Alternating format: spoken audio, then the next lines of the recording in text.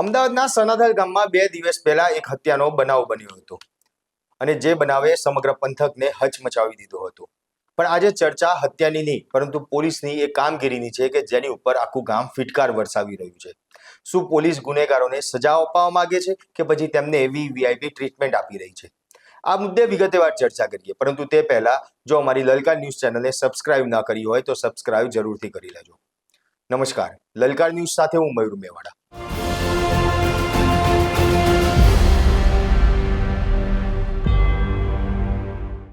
ચાંગોદર પોલીસે જ્યારે આરોપીઓને લઈને સનાથલ ગામે રિકન્સ્ટ્રક્શન માટે પહોંચી ત્યારે દ્રશ્યો કંઈક અલગ જ જોવા મળ્યા હતા. સામાન્ય રીતે તો પોલીસ ગુનેગારોને જે ખોફ હોય છે ગુનેગારોનો, તે વિસ્તારની અંદર જે ખોફ હોય તે ઉતારવા માટે થઈને જાહેરમાં તેમને લાવતી હોય છે. પણ આ સનાથલમાં તો જાણે આરોપીઓને વીવીઆઈપી વરઘોડો નીકાળવામાં આવ્યો હોય તેવો માહોલ જોવા મળ્યો હતો. ગ્રામજનોએ તો પોલીસ ઉપર આરોપ લગાવ્યો છે કે આરોપીઓને ગાડીમાંથી નીચે ઉતારવાને બદલે છેક ઘર સુધી ગાડીમાં તેમને લઈ જવામાં આવ્યા. રિકન્સ્ટ્રક્શન માત્ર નામ ખાતર કે દેખાડો કરવા માટે જ કરાયું હોય તેવું ગ્રામજનો કહી રહ્યા છે. પોલીસે આ આખો દેખાડો માત્ર ગામના લોકો પોલીસનો વિરોધ ના કરે એટલા માટે પોલીસ દ્વારા આખું નાટક કરવામાં આવ્યું હોય તેવું જ લાગી રહ્યું છે. ત્યારે આ જ મુદ્દે મૃતકનો ભાઈ વધુમાં શું કહી રહ્યો છે તે સાંભળીએ. આજે મારા ભાઈ જોડે જે બનાવ બન્યો હતો એ બનાવ નિમિત્તે જે મેં ફરિયાદ કરી હતી, કાયદા પર ભરોસો રાખીને કરી હતી. પણ જે રીતે પોલીસે આજે રિકન્સ્ટ્રક્શન માટે અહીંયા હાજર થઈ, આખું ગામ સમક્ષ લોકો કરુણાથી લાગણીથી જોવા આવ્યા હતા કે પોલીસ કેટલી કડક કાર્યવાહીથી આ કામ કરે છે. પણ પોલીસની કાર્યવાહી જોતાં એવું લાગે છે કે ખરેખર અમે ફરિયાદી નથી, અમે લોકો ગુનેગાર છે. અને જે લોકો ગુનેગાર છે એમને વીઆઈપી ટ્રીટમેન્ટ સાથે લાવીને પાછા મેળવવામાં આવે છે. તપાસમાં મેં જ્યારે ફરિયાદ કરી ત્યારે બી મેં એમને સખત રીતે કીધું હતું કે જે ગુનેગારો આંખ સમક્ષ છે પાંચે એ તો છે જ, પણ એની પાછળ જેટલા બી શંકાસ્પદ વ્યક્તિ હોય એમને રજૂ કરવાની અને એમને આગળ લાવવાની ફરજ તમારી છે, તમારી પાસે પાવર છે. પણ અત્યારે હાલમાં મને આ નજરો તરફ જોતાં એવું લાગે છે કે કાયદો કોઈની ફેવરથી, કોઈની તરફેણથી ચાલતો એવું લાગે છે.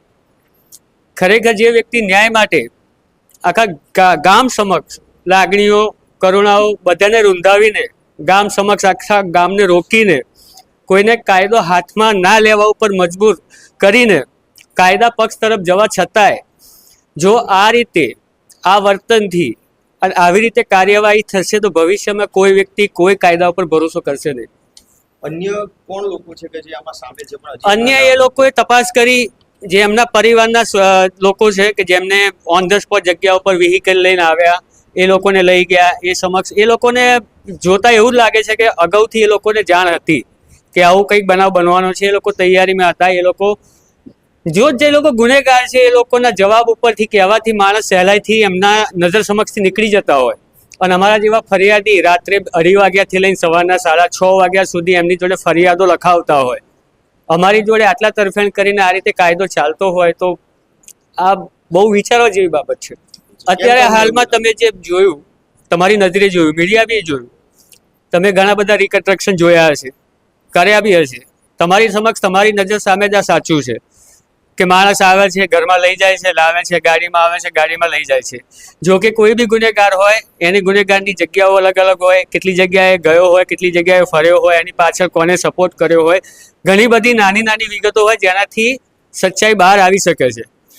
પણ પોલીસ જેટલા તરફેણથી કામ કરી રહી છે એ મારા કહેવા કરતાં બધાની નજર સામે જ છે. અને કદાચ કોઈ દબાણથી, કોઈ પ્રેશરથી કે કોઈ ગમે તે બાબતથી આ હોય તે સમક્ષ કરે, જાહેર કરે અને ફરીથી આને કડક પગલાં લઈને ફરીથી રિકન્સ્ટ્રક્શન કરીને આખા ગામને ફરીવાર આ રિકન્સ્ટ્રક્શન કરી જે આખું ગામ જે કડક શિક્ષા, કડક સજાની રીતે જે રિકન્સ્ટ્રક્શન કરવાનું હોય તે પાછું કરે. ફરીથી અમારા લોકોનો જે વિશ્વાસ ડગે એવો લાગે છે અને પાછો અમને આપે એવી આશા સાથે કહું. અને જો આવી રીતે ગુનેગારો જે આટલું જઘન્ય આપણા ભારતમાં સૌથી મોટો ખરાબમાં ખરાબ ગુનો કરેલા વ્યક્તિઓ જોડે જો આટલી સારી રીતે ટ્રીટમેન્ટ થતી હશે તો દરેક વ્યક્તિ આવા ગુનાના આચરણ કરવા માટે હંમેશા તૈયાર રહેશે.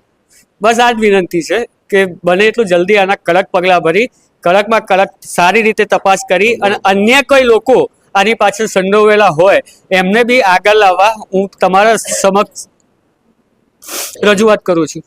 સૌથી ચોંકાવનારી વાત તો એ છે કે જે પરિવાર પોતાનો દીકરો ગુમાવ્યો છે તે પરિવાર જ્યારે ફરિયાદ પક્ષ હોય છે ત્યારે તે ફરિયાદ પક્ષ સાથે પોલીસનું વર્તન તો જાણે ગુનેગાર જેવું હોય તેઓ ફરિયાદી પક્ષ છે તે આરોપ લગાવી રહ્યા છે. ત્યારે આક્ષેપ કરતા પોલીસ ઉપર અનેક સવાલો છે તે ઊભા થાય છે કે શું પોલીસ આરોપીઓને છાવરી રહી છે? શું ખાખીનો ડર ગુનેગારોના મનમાંથી નીકળી ગયો છે? આ સવાલો આજે સનાથલના ઘરે ઘરે પૂછાઈ રહ્યા છે. ત્યારે ગામના આગેવાન શું કહી રહ્યા છે તે પણ એકવાર જોઈએ. પંચનામું કરવા જે મસેલ આવ્યા એ હવે પોલીસે જોઈ એવું કામ કર્યું નથી. આખું ગામ ભેગું હતું, ગામ આખું સમક્ષ ઊભું હતું. ઠાકોર સમાજ હતો, હરિજન સમાજ હતો, દરબાર સમાજ, દરેક અન્ય જ્ઞાતિ હાજર હતી. તો એ લોકોએ રિકન્સ્ટ્રક્શન માટે લાયા તો પોલીસને ગાડીમાં ક્યાં આરોપીને લઈને ઘર સુધી લઈ જવું પડે? પોલીસની ફરજ શું આવે છે કે ભાઈ આરોપીને ગામને આજે ગુનો નાનો ગુનો તો બન્યો નથી મર્ડરનો, જે આ ગુનો નાનો તો છે નહીં, બહુ મોટો ગુનો બની ગયો છે. તો આજે બીજી પબ્લિકને અસર શું પડશે? આવી સેવા પોલીસ આપશે, ઘર સુધી ગાડી લઈ જાય, ગાડીમાં બેસાડીને આરોપીને લઈ જાય, આ તો વ્યાજબી નથી જ ને. જે તપાસ થઈ રહી છે તપાસ ઉપર ક્યાંય કોઈ શંકા કુશંકા ખરી? આ એ જ થયું ને, આ વીઆઈપી સ્ટેટમેન્ટ મળી તો આરોપી આજે આ ગામની અંદર કાલ બીજો બનાવ બનશે. આવો તો આ બનાવ ગામની અંદર આવા બનાવ ચાલુ જ રાખવાના. અમારે શું માંગ છે હવે? શું કોઈ અન્ય એજન્સીને એજન્સી અમને અમારો આ ન્યાય ખોટો મળ્યો છે. અન્ય કોઈ એજન્સી તપાસ કરે એવી માંગ? હા, એસીબીને આપો કામ. ગાંધીનગર એસીબી ક્રાઇમ બ્રાન્ચના કેસ આપવો પડે. આની પાસે તપાસ તો ગોતવી પડશે ને. અમારો ભાઈ જતો રહ્યો છે. આ 5 સિવાય અન્ય કોઈ આ ગુનાની અંદર સામેલ હોય? હા, લેવા એ સામેલ જ કહેવાય ને. ગાડી લઈને આજે માણસને લેવા આવે છે આરોપીને, તો કોઈ આરોપીને ઇન્ડિયન તો કોઈ લેવા આવતું નથી. આજે આરોપીને લઈ જાય છે, સેવા આપે છે, એનો મતલબ શું થયો?